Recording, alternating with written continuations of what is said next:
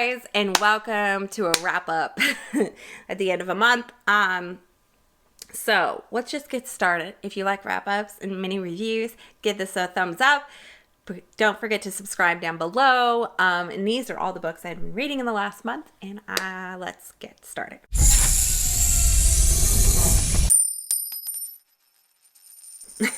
So book number 1 is To Love To Cherish by Layne. It's Wedding Bells number 3. I think in the last one I did the other 2 books. This one is a long-awaited couple that has been in the first 2 books. Layne is one of my favorite romantic writers, and this is one of her first sets of books. I don't love them as much as her newest books. I gave those ones higher ratings, but I think I did give this last one in this series a 4-star just because it was so adorable and cute. This is about Logan and Alexis. Alexis runs the Wedding Bells, which is in the first couple books. She is the owner of a wedding planning agency, and then Logan is her economic advisor or something like that. But he owns his own company in his own right, and his parents are calling him back home to London. He's from London. They met right at the beginning of both of their lives, like the beginning of both of their careers, actually, not their lives. But, and so they were instantly attracted to each other, but they put that aside because they really wanted to make a business, not fall in love. So yeah, they both become like champions of their own world, and he decides that it's time. Like, he doesn't want to go back to London. She's what's keeping him here. And so he starts to put the moves on her, kind of, and it's like she doesn't fall in love with him right away, so he gets a little frustrated.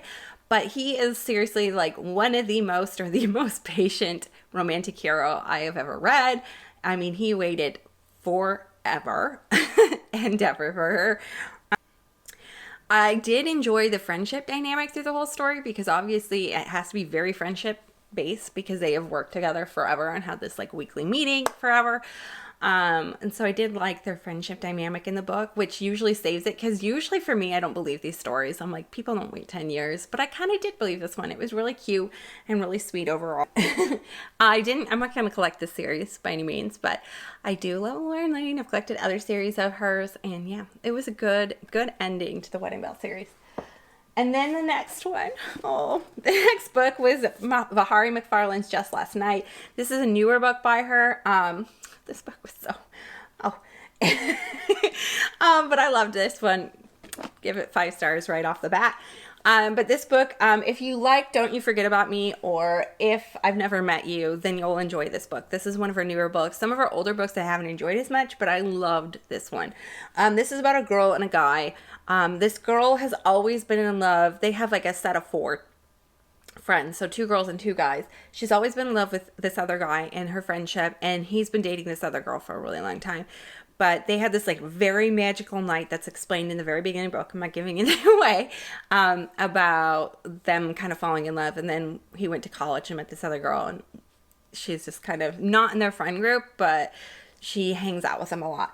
But one night they're all out, and one of their members passes away, and it's super upsetting. The other girl passes away, who's a member of them, and it's like super shocking. I did not expect this to come through the book. It was like, so I am sorry if I give that away, but so it's a highly emotional book for her, writing an emotional book. There's a lot of grief, and then she writes it so well in this book, because all 3 of them like lose a best friend, and it's them getting through grief together, and her discovering that other love was not a real love. And then this guy is so sweet.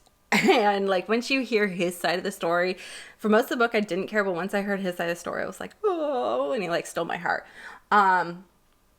So yeah, it says 2 best friends, 1 mischance, and a night that changes everything. It's a book about grief, but it's not written in a way that'll like make you depressed, I guess. I think it's still more uplifting, but yeah, it's a very emotional read for her. Highly recommend it. Highly enjoyed it. And yeah, you guys should check this one out if you haven't. And she has the cutest books and the cutest little title covers. I love that yellow. Okay, I didn't even look at my notes for that one because I loved it. Book number 3 was Only When It's Us. I have to read this one. Goldberg Brothers by Chloe Liese. This came out April during COVID. I heard good recommendations on TikTok. I think I saw this on, and so I had to check out this little sports. I think it's like a sports romance series, and I read 2 of them. I think I need to read the 3rd one. Ryder and Willa, they meet in class, and they get pushed together by like kind of an outside source. It's definitely a hate to love. Ryder is so sweet. He is deaf, but he is very good at sports still. And his whole family is like super obsessed with sports, and he used to be like on the soccer team, and then Willa is also on the soccer team, and she still plays for the college or the university that they go to. And it is definitely a hate to love trope, because she like tries to talk to him and he ignores her, of course, because he's deaf. And then they have to work together on this project. That's what I mean, like the outside source pushes them together to work on this project.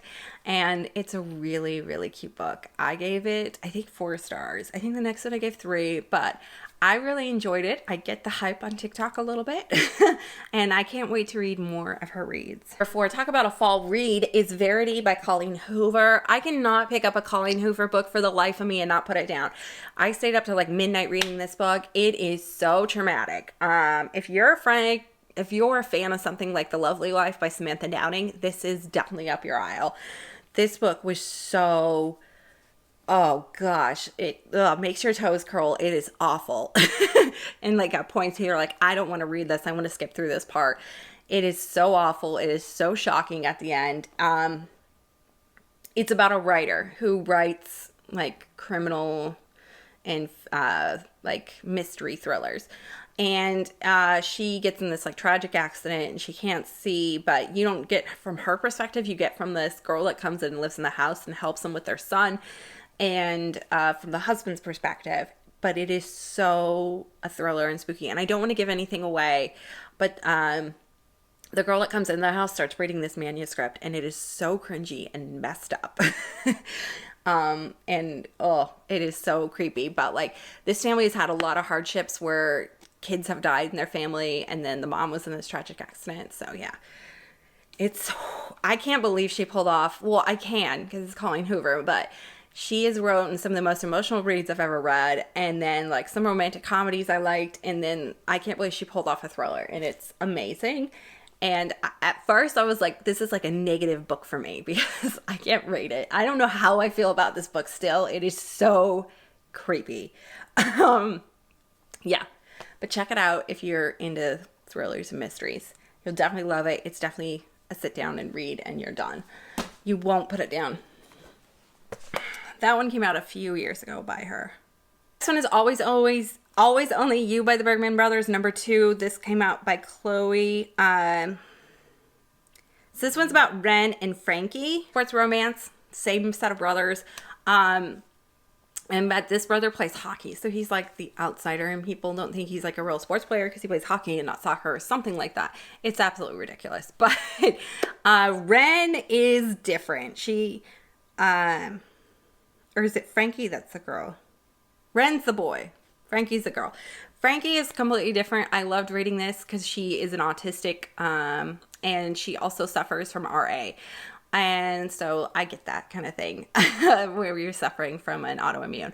So I loved her character and where she came from. She is a bit awkward. She is a bit cringy sometimes, but it's hilarious. And Ren absolutely has adored her forever, but doesn't want to overstep the lines. I think she's their PR like publicist, but she might be getting a new job. So Ren like kind of swoops in and is like, hey, I'm here.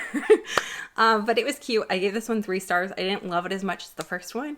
But yeah, it was a really good book, and it made me want to read more of the series. Can't believe how many of these I own. So this was a surprise fantasy. My sister-in-law gave this to me to check out and read, and I absolutely adored it and loved it. And I couldn't put it down once I actually got into it. But it's The Bridge Kingdom by Danielle Jensen. And I loved the setting of this book. It's about a bridge kingdom, so like a kingdom that's centered with all these bridges, and so like people want to own it because they can own the transportation, and they can own, you know, like the trade routes and stuff, and they can charge money, and that's how this bridge kingdom survives. So I liked the setting of itself. This girl is promised to a guy in the bridge kingdom, so she has to go and technically marry him to like, but it's like this whole setup is like she comes from this like very bad background, and her society is like starving, and her dad like assassinates all her sisters. Like that's like the first chapter, so I'm not giving anything away, but she comes from this whole background and is trying to get something. But yeah, so it's kind of a bit enemies to lovers, but it was such a good book. I loved it. I can't wait to go on to the next one. It is definitely on my October TBR, the second book. And it was so good, surprisingly so good. And I think I gave this one 5 stars. Okay, so the next one I definitely do own, but I just don't know where it is. It is Very Sincerely Yours by Kerry Winfrey. And she wrote a really good book the year before about like something about Tom Hanks, and it was really cute. And so I thought I'd enjoy this one, so I picked it up. But I didn't love this one. This one is about, I didn't love either of them. So they're both middle of the road romantic comedies for me, honestly. But Very Sincerely Yours is about a girl who writes to a guy who's like a Mr. Rogers. And I could not get a Mr. Rogers out of my head.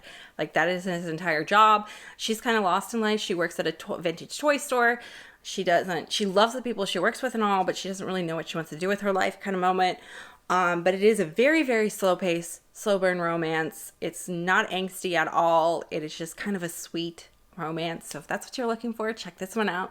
But for me, it just didn't hit the spot. It was just kind of boring and Mr. Rogers-esque. I love Mr. Rogers, but yeah, that is the last. So if you liked little book wrap-ups and book reviews, check this one out. Don't forget to subscribe. See you guys in the next one. See you guys next time. Bye.